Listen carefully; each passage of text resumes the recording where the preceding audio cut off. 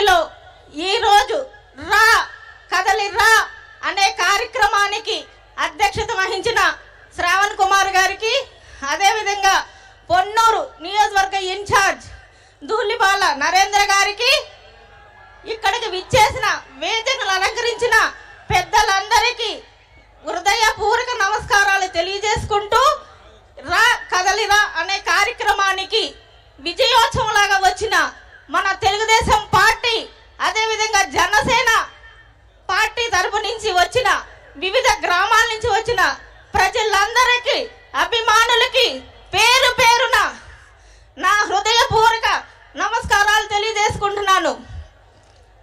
ఒకటి అడుగుతున్నా, మన జగన్మోహన్ రెడ్డి గారు ఏ విధంగా పరిపాలిస్తున్నారు మనం చూస్తున్నాం. 4.5 సంవత్సరాల నుంచి ప్రతి బడుగు బలహీన వర్గాల వారినందరినీ క్షోభ పెడుతున్న వాళ్ళు ఎవరు చెప్పండి? మన జగన్మోహన్ రెడ్డి గారా కాదా? మనం చూస్తున్నాం. ఈ రోజున ప్రతి ఒక్క వర్గం వారు ఇబ్బంది పడుతున్నారు అంటే మన జగన్మోహన్ రెడ్డి గారు కారణం. ఒకటి అధికారంలోకి రాగానే తన తల్లి లాంటి ప్రజా వేదికను కూల్చివేసిన ఘనత ఎవరిది? జగన్మోహన్ రెడ్డి గారిదా కాదా? మనం చూస్తున్నాం. అదేవిధంగా ప్రతిరోజు ఎక్కడో ఒక చోట మహిళలపై అరాచకాలు జరుగుతున్నాయా లేదా? ఆత్మహత్యలు జరుగుతున్నాయా లేదా? పట్టించుకొని జగన్మోహన్ రెడ్డి గారు ఈ విధంగా ఎవరిని ఏం చేస్తారు?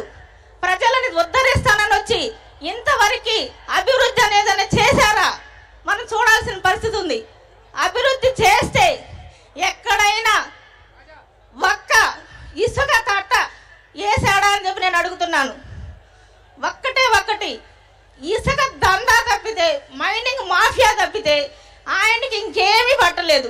ప్రభుత్వంలోకి రాగానే మద్యపాన నిషేధం అన్నారు, ఇంతవరకు చేసిన దాఖలాలు లేవు. మనం చూస్తున్నాం. విడతల వారీగా చేస్తానన్నారు, అది చేయలేకపోయారు.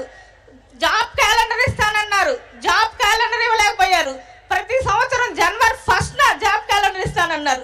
ఇప్పటికీ 5 జనవరి 1 వెళ్ళినాయి, ఒక్కటైనా జాబ్ క్యాలెండర్ విడుదల చేశారా? ఇంకా నేను జాబులు ఇచ్చాను అంటారు. ఎవరికంటే ఇచ్చింది? వాలంటీర్లకి. వాలంటీర్లకి ఇచ్చే ఎంత వంటి జీతం? 5,000 రూపాయలు. 5,000 రూపాయలు ఆయన ఒక్క రోజైనా 5,000 రూపాయలతో బతికి జీవించమని చెప్పండి, చూపించమనండి, మనం చూస్తాం. నెలకి 5,000 రూపాయలు వాలంటీర్కి సరిపోతాయా అని అడుగుతున్నాను నేను. ఇన్ని సంవత్సరాలు ఆయన ఒక్క తెలుగుదేశం పార్టీ తరపు నుంచి వచ్చిన ఇసుక దందా, ఇసుక మాఫియా అన్నాడు. ఒక్కటి ఇసుక మాఫియాలో రుజువు చూపించారా? ఆయన చేస్తున్నది ఏమిటి? ఇసుక మాఫియా కాదా? ఇప్పటి వరకు ధరలు పెంచి ఇసుక దొరకకుండా చేసి కార్మికులను, భవన నిర్మాణ కార్మికులను ఆర్తనాదాలు, ఆత్మహత్యలకు కారణం కాదా జగన్మోహన్ రెడ్డి? నేను అడుగుతున్నాను, ఒక్కదానికైనా సమాధానం చెప్పు. ఇంతవరకు మీరు చేస్తున్న మాఫియాలు ఒక్కసారి రుజువు చేయించలేకపోయారా లేదా? ఒక్కసారి మనమంతా ఆలోచించాల్సిన పరిస్థితి ఉంది. జాబ్ క్యాలెండర్ ఇవ్వలేకపోయారు, మద్యపాన నిషేధం ఇవ్వలేకపోయారు. మహిళలంటే చులకన. మన తెలుగుదేశం పార్టీ మహిళలకు ఎంత గౌరవిస్తుందో మీ అందరికీ తెలుసు. ఇప్పటి వరకు తెలుగుదేశం పార్టీ తరపు నుంచి ఎంతమంది నాయకులు కానీ, ప్రతి ఒక్క డ్వాక్రా గ్రూపుల ద్వారా కానీ ఎవరైనా కానీ లబ్ధి పొందారా లేదా అని చెప్పి మన అందరం మనస్సాక్షికి తెలియాల్సిన పరిస్థితి ఉంది. మనం రాబో కాలంలో 24లో తెలుగుదేశం పార్టీని గెలిపించుకుంటేనే మన భవిష్యత్తు ఉందని చెప్పేసి మనం ఆలోచించాల్సిన పరిస్థితి ఉంది. తెలుగుదేశం పార్టీ కార్యక్రమాలు, సంక్షేమం, అభివృద్ధి అంటేనే ఒక విజన్ ఉన్న నాయకుడు అంటే మన చంద్రబాబు నాయుడు గారు అని చెప్పేసి మనందరికీ తెలుసు.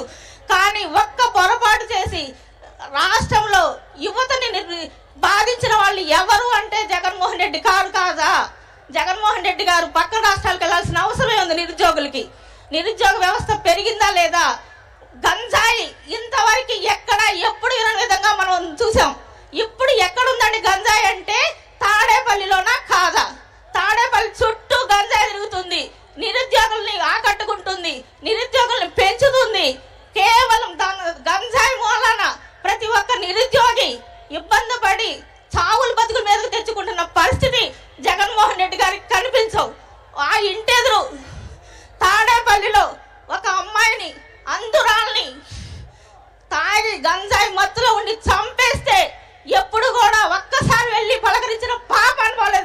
జగన్మోహన్ రెడ్డి.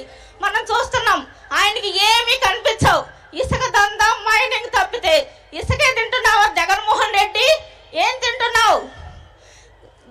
భవన నిర్మాణ కార్మికుల యొక్క కన్నీటి వాటర్ తాగుతున్నావా నువ్వు? ఒక్కసారి ఆలోచించుకోవాల్సిన పరిస్థితి ఉంది. రాబో కాలంలో మనం ఇలాంటి పరిస్థితులు ఎదుర్కొని మనం మంచి భవిష్యత్తుని మన పిల్లలకి మంచి నిరుద్యోగ సమస్యను తీర్చుకోవాలంటే రాబో కాలంలో చంద్రబాబు నాయుడు గారికి ఓటేసి సీఎంగా గెలిపించుకుంటేనే మనం భవిష్యత్తుని మనం అంతా గుర్తించి ఈ అవకాశం ఇచ్చిన పెద్దలందరికీ హృదయపూర్వక నమస్కారాలు తెలియజేసుకుంటున్నాను. ధన్యవాదాలు.